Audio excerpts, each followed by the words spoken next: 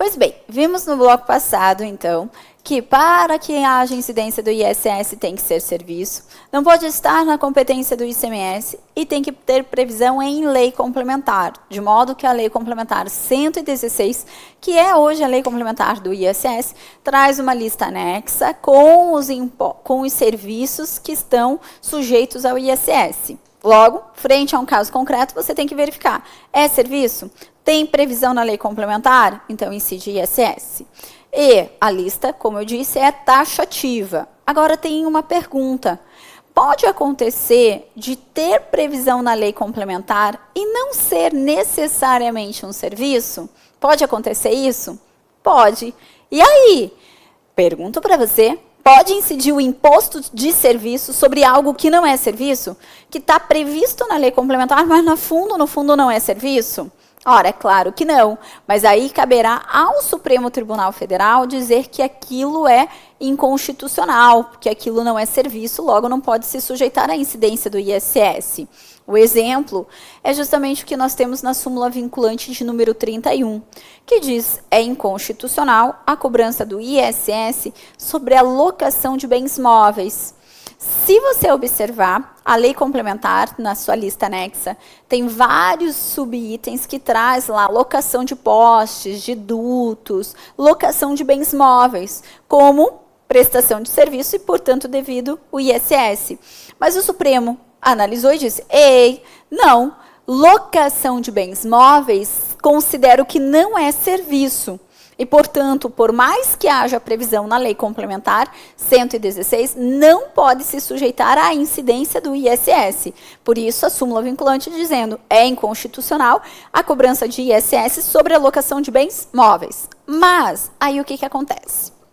Acontece que, a época em que o Supremo julgou e publicou a súmula vinculante 31, o Supremo considerava que o conceito de serviço, que é um conceito que até agora eu não comentei, até porque é difícil de falarmos sobre o conceito de serviço, mas ele não tem uma previsão expressa na Constituição, nem mesmo na legislação.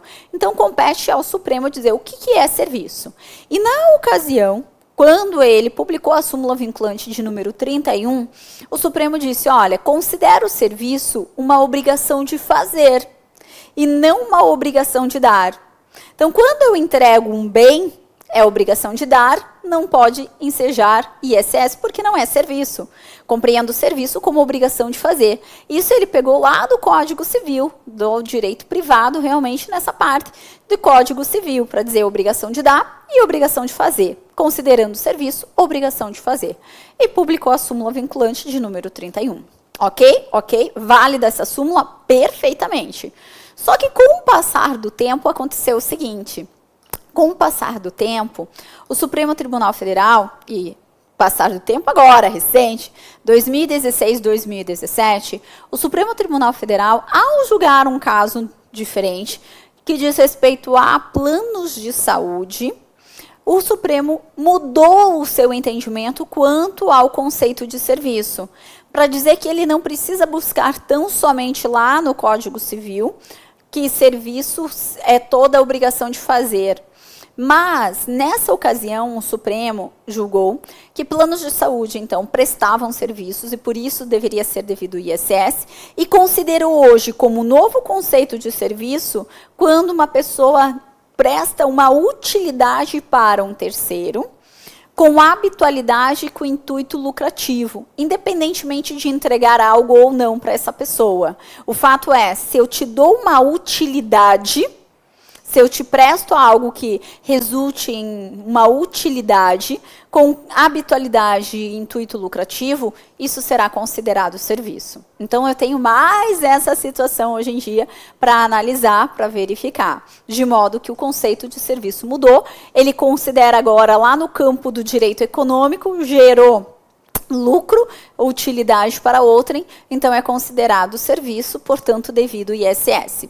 A meu ver, isso é um absurdo, porque agora tudo que não é considerado, na verdade, mercadoria, que se sujeitaria ao ICMS que a gente vai estudar, vai ser trazido aqui por esse campo, né? O que é serviço? Ah, é qualquer utilidade que está sendo com intuito lucrativo. Então, tudo é serviço, praticamente. Tirando lá a hipótese das vendas de mercadoria que fica sujeito ao ICMS, que aí eu sei exatamente quando ocorre uma operação de mercadoria. Tirando isso, tudo vai ser objeto de incidência do ISS. Mas esse é o novo entendimento do Supremo e você tem que saber para fins de provas de concurso, é claro. Agora, outro ponto relacionado aqui a esse critério material e que também é extremamente importante e interessante para perguntas em concurso é nas chamadas operações mistas. O que vai incidir? Como assim, Josi, operação mista? A operação mista são aquelas que envolvem prestação de serviço. Então, eu tenho prestação de serviço mais entrega de mercadoria. Quando eu vendo uma mercadoria, que a gente vai estudar, não se preocupe, incide o chamado ICMS, que é o Imposto sobre uma Operação de Circulação de Mercadoria. Só que sobre o serviço, que a gente está vendo agora, incide o ISS. E aí, quando eu tenho uma operação que envolve essas duas situações, tanto um serviço como a entrega de mercadoria. Quando há prestação de serviço com entrega de mercadoria, incide só o ISS, ou só o ICMS, ou os dois, né? Será que eu divido a nota? Como que funciona? A regra, ela está prevista pela Lei Complementar 116, de 2003, no artigo 1º, parágrafo 2º, que diz o seguinte: via de regra, nesse tipo de operação mista, incidirá o ISS. Então, via de regra, na prestação de serviço, ainda que haja entrega de mercadoria, incide ISS. Mas há 3 situações que podem acontecer. E aí a gente tem que analisar essas 3 situações para sabermos responder de forma correta no nosso concurso. A primeira situação é a seguinte: quando houver prestação... Opa, deixa eu só voltar aqui para escrever certinho. Quando houver prestação de serviço com entrega de mercadoria, serviço previsto na Lei Complementar 116, de 2003. Então, via de regra, incide só o ISS. Então, essa é a situação aqui. E eu já te dou um exemplo, aguente aí. Então, prestação de serviço com entrega de mercadoria, via de regra, incidirá apenas o ISS. Ora, exemplo de uma operação mista com prestação de serviço e entrega de mercadoria e que incide só ISS, porque essa é a regra.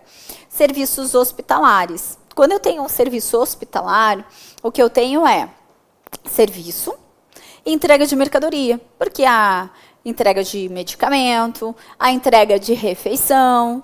Então, é uma operação mista, mas nessa incide só o ISS, porque a regra é essa. Na prestação de operação mista, serviço com entrega de mercadoria, regra incide só ISS. Mas existe uma exceção, né? Você está já ansioso aí para saber, porque se eu falo via de regra, você sabe que tem exceção. E, de fato, existem situações em que a prestação de serviço, então eu coloco aqui, a prestação de serviço com entrega de mercadoria. E o serviço é previsto na Lei Complementar 116, de 2003. E quando eu vou para a Lei Complementar 116, de 2003, ele fala que sobre a entrega dessa mercadoria deverá incidir o ICMS. Aí, nessa situação aqui, como a própria Lei Complementar 116 fala, quanto à entrega de mercadoria deverá incidir o ICMS, então haverá incidência dos 2 impostos. Haverá incidência do ISS sobre o serviço prestado e mais do ICMS sobre a entrega da mercadoria. Então, eu falo que há 2 impostos incidentes por força da própria previsão da Lei Complementar 116, que diz, ó, sobre a prestação de serviço, ok, ISS. Mas nesse caso, exceção, e a lei até traz exceção para a mercadoria empregada, que deverá ser recolhido o ICMS. Exemplo é quando eu tenho a reparação, a retífica de motores. A retífica de motores é uma prestação de serviço, vou consertar o motor, mas ali são empregadas peças. E sobre essas peças empregadas para a retífica de motores, incidirá o ICMS, mas por força expressa na Lei Complementar 116. Então, frente ao caso concreto, é fácil. Eu olho e vejo, opa, serviço aqui com entrega de mercadoria incide o ICMS. O exemplo também clássico e que foi objeto de muita discussão é a questão da composição gráfica. Quanto à composição gráfica, você tem lá uma mercadoria e você faz o serviço de composição gráfica naquela mercadoria. Se essa composição gráfica é para um consumidor final direto, exemplo, eu tenho um consumidor final que me contrata para fazer a composição gráfica no cartão para entrar na empresa. Sabe aqueles cartõezinhos que muita gente usa? Que vai a foto, o nome da pessoa, bem como o cargo. Então, essa composição gráfica, e que vai para o consumidor final direto, incide só ISS, previsão da Lei Complementar 116. Só que, no passado, o Supremo tinha dito o seguinte, olha, mas quando é feita uma composição gráfica em uma mercadoria que vai passar por uma segunda cadeia de comercialização ou ainda industrialização, eu vejo que prevalece o caráter da mercadoria e não da composição gráfica. Então, deve se sujeitar apenas ao ICMS. Não entendi. Caixa de papelão. Foi justamente o exemplo utilizado pelo Supremo Tribunal Federal no lead case. Então, na caixa de papelão, aquela caixa de papelão ia para ser feita a composição gráfica para colocar o nome da empresa, só que essa caixa de papelão ela não ia direto para o consumidor final. Não foi o consumidor final que disse, olha, eu quero na minha caixa de papelão uma composição gráfica. Não, aquela caixa de papelão seria utilizada em uma outra fase de comercialização ou ainda industrialização. E aí a ministra Ellen Grace, na época, disse o seguinte, olha, eu compreendo que aqui continua sendo uma operação de circulação de mercadoria. Eu tenho a caixa de papelão, foi feita a composição gráfica, mas ela continua sendo a mesma caixa de papelão. Logo, quando utilizado numa etapa subsequente para comercialização ou ainda uma nova industrialização, tem que incidir só o ICMS. E aí ficou dividido, e hoje, quando você olha para a Lei Complementar 116, no item 13, salvo engano ali, o item 13.09, 1303, eu tenho justamente isso. Na composição gráfica, ponto, destinada ao consumidor final, incide só ISS. E aí entra naquilo, você me contratou para eu colocar a composição gráfica, minha foto, o nome do meu funcionário, bem como o cargo exercido. Aí eu te entrego o cartãozinho magnético lá com a foto, composição gráfica. Por mais que eu estou te entregando uma mercadoria, prevaleceu a atividade de serviço de composição gráfica. Incide tão somente o ISS. Agora, se eu faço a composição gráfica em uma situação em que haverá uma nova etapa de comercialização ou industrialização, ou seja, não vai direto para o consumidor final, aí incide o ICMS. Aí não incide nem o ISS e o ICMS, incide só o ICMS. Isso é bem retratado pela própria lei complementar, mas após as discussões jurisprudencial no Supremo Tribunal Federal, e aí acabou resultando nessa conclusão, e que veio com o advento da Lei Complementar 157. Certo? E essa lei complementar, desculpe, é de 2017, ok? Só para você ter aí.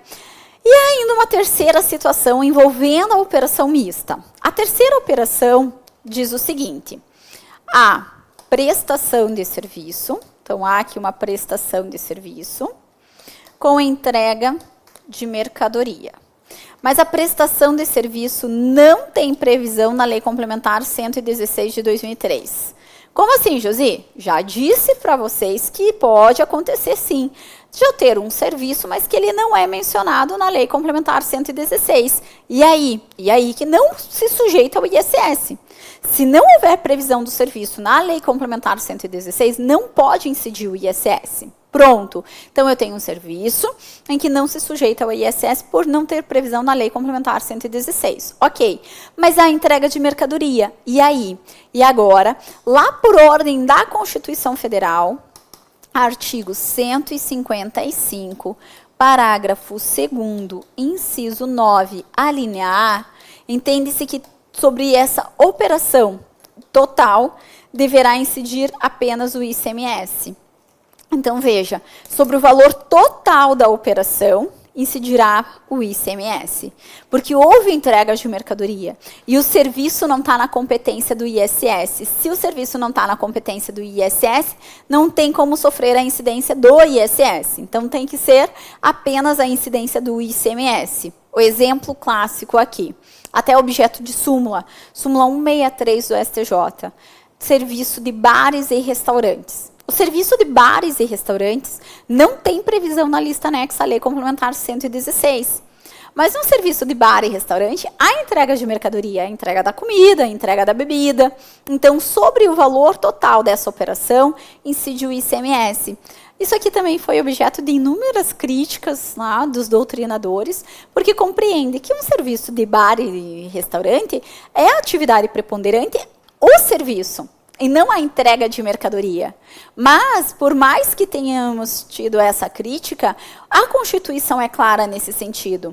Se há uma operação mista com prestação de serviço e entrega de mercadoria, em que o serviço não está na competência do município, sobre o valor total dessa operação deverá incidir apenas o ICMS. E, então, resultou na súmula 163 do nosso STJ.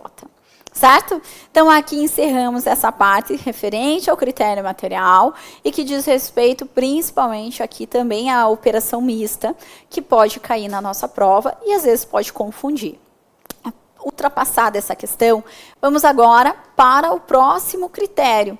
Vamos falar do critério espacial. E quanto ao critério espacial, também tem bastante coisa importante para falarmos.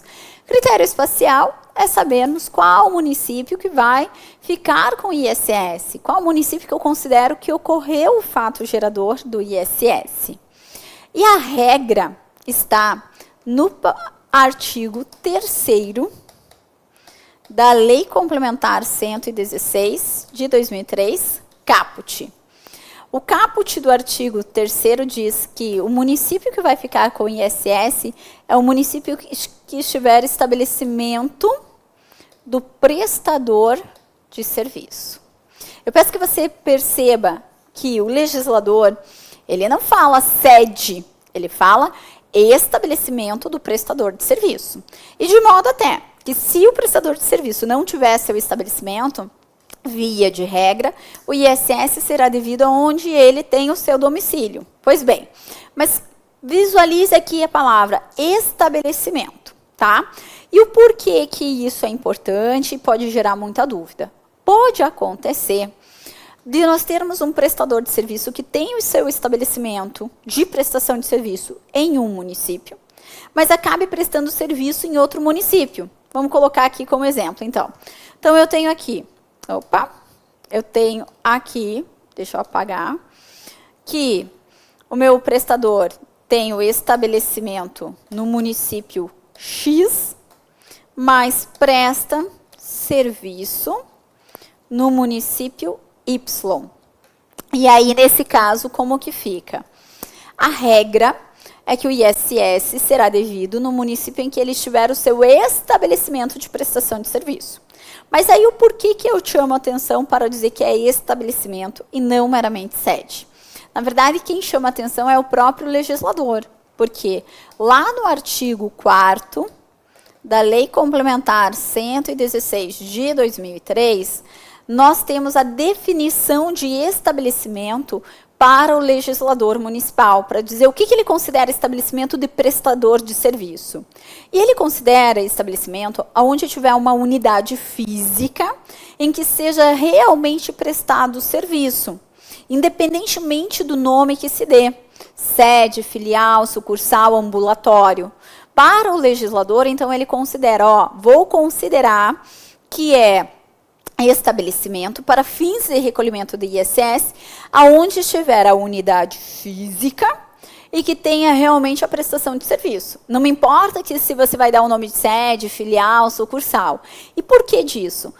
Porque muita gente acabava fazendo o seguinte, olhava para os municípios, a legislação, tendo em vista que o ISS é municipal, e visualizava onde que o ISS era menor. Então, digamos, aqui, municípios próximos ao município que eu resido. Em Curitiba, o ISS tem alíquota de 5%. Tem um município próximo a Curitiba que se chama Mandirituba, que o ISS é de 2%. E aí, o que acontecia? Muito prestador de serviço colocava a sede do seu estabelecimento de prestação de serviço em Mandirituba para recolher 2% de ISS.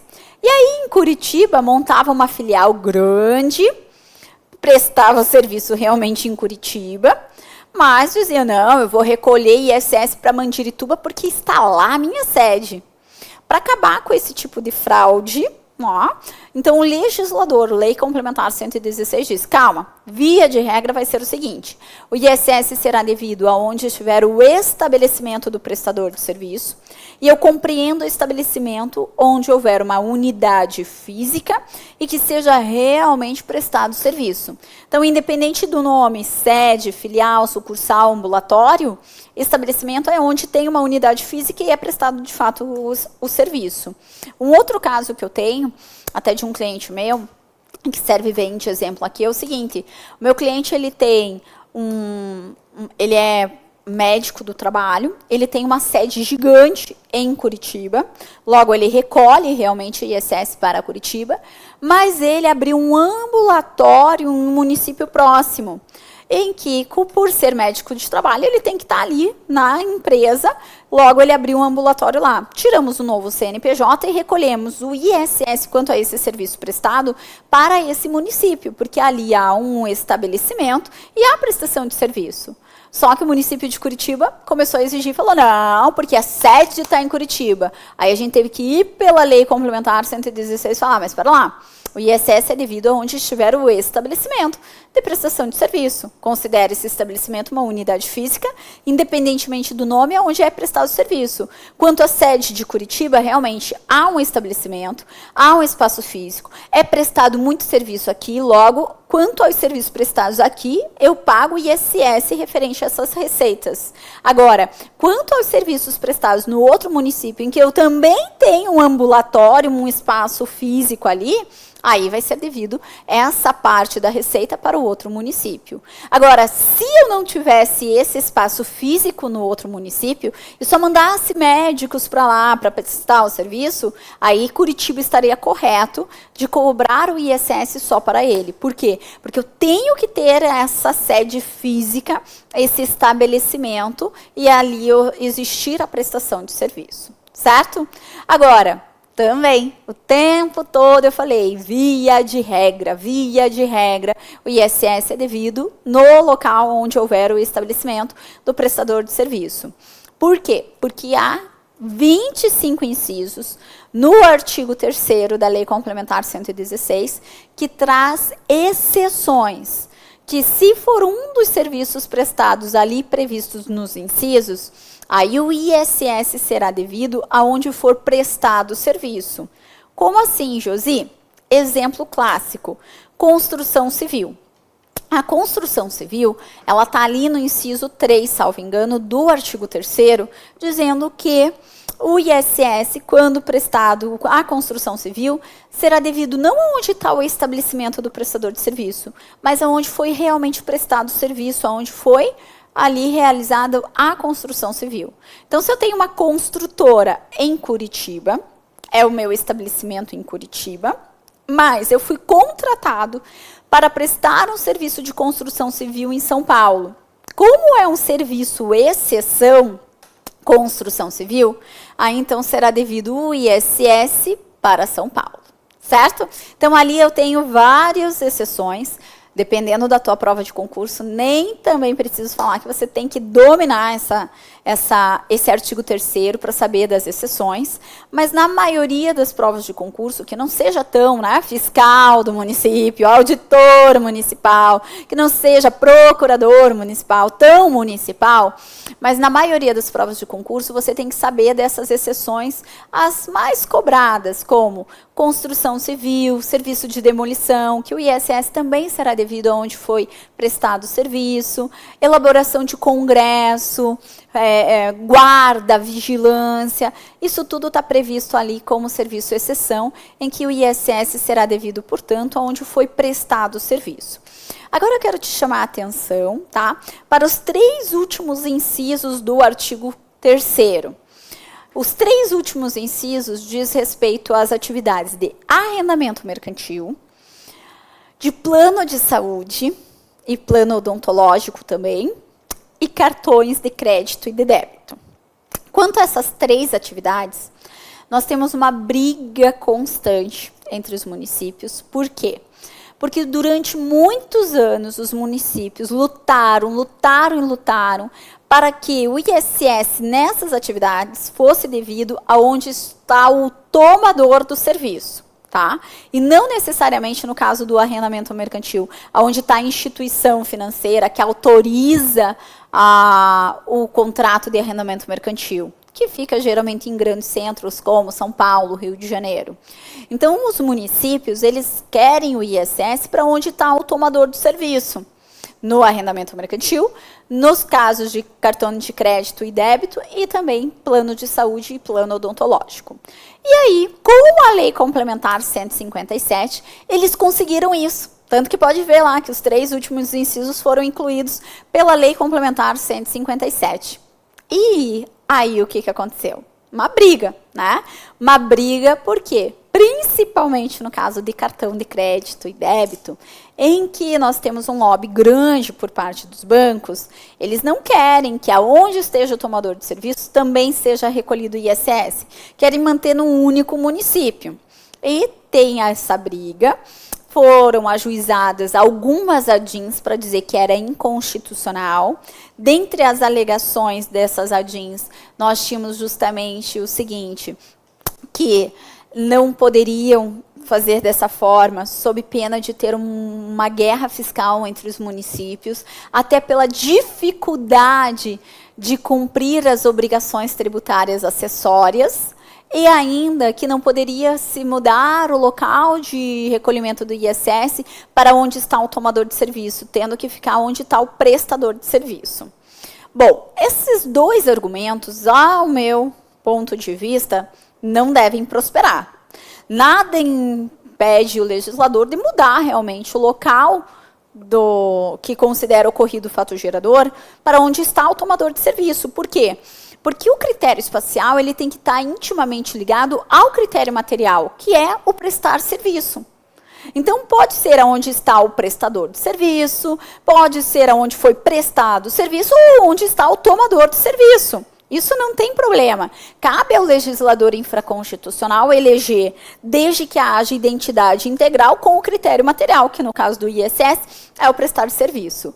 Mas nós já temos liminares no Supremo para cancelar, suspender, essas alterações da Lei Complementar 157 com relação ao local do tomador do serviço, quanto ao serviço de arrendamento mercantil, cartão de crédito e débito e planos de saúde odontológico. O Supremo diz que enquanto ele não julgar se é constitucional ou inconstitucional, permanece a regra como anteriormente. Tá? Então, fica suspensa. Esses 3 incisos que incluíram que o ISS nesses tipos de serviço seria devido a onde está o tomador de serviço, ele está suspenso, sem aplicação.